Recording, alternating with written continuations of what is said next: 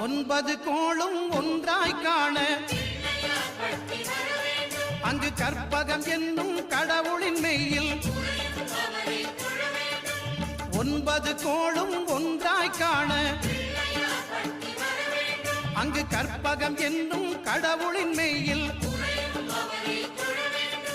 சூரியன் முதலாய் ஒன்பது கிரகமும் பலவித குணங்களை கொண்டிருக்கும் எங்கள் கற்பக தருவில் அவை வரும்போது ஒன்றாய் சேர்ந்து பலனளிக்கும்.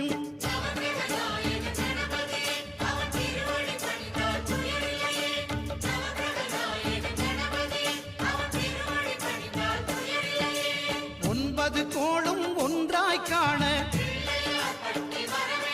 அங்கு கற்பகம் என்னும் கடவுளின் மெய்யில்